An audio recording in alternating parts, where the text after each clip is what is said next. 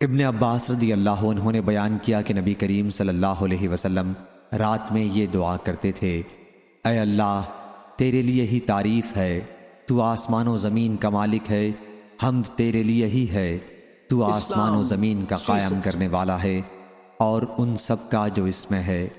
تیرے لیے ہی حمد ہے، تو آسمان و زمین کا نور ہے، تیرا قول حق ہے اور تیرا وعدہ سچ ہے، تیری ملاقات سچ ہے اور جنت سچ ہے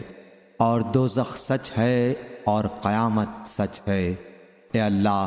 میں نے تیرے ہی سامنے سر جھکا دیا، میں تجھ ہی پر ایمان لایا، میں نے تیرے ہی اوپر بھروسہ کیا اور تیری ہی طرف رجوع کیا، میں نے تیری ہی مدد کے ساتھ مقابلہ کیا اور میں تجھ ہی سے انصاف کا طلبگار ہوں۔ بس